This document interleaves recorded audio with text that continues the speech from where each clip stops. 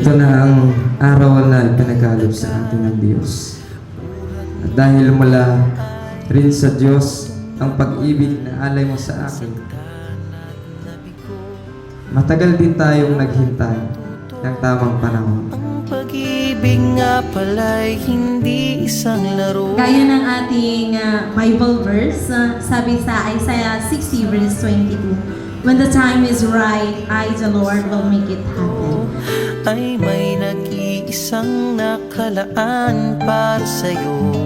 Marriage is designed only for man and woman. Ay di ipinagkaloob sa'yo ng tadhana.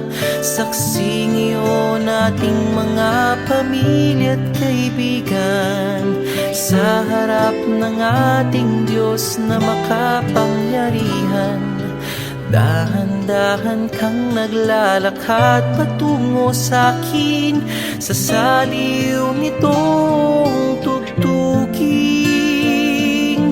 Tan-tananan, tan-tananan, ikaw nga ang babaeng aking papakasalan.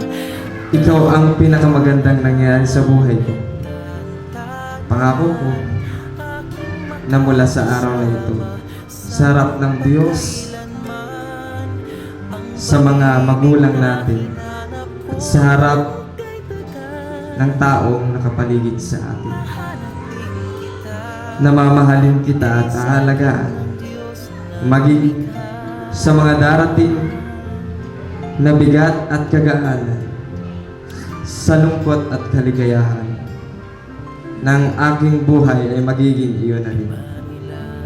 Mahal naman kita, mahal ko, at ngayon ay magiging asawa mo. Nang sino man ang papantay sa iyong ganda, napapailing na lang ba't mo ako nagustuhan?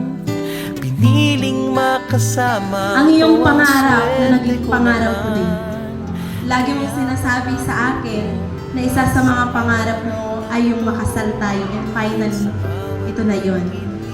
Always remember that I'm always here for you. Gaya lagi ng aking sinasabi sa'yo, susuportahan kita sa lahat ng pangarap mo.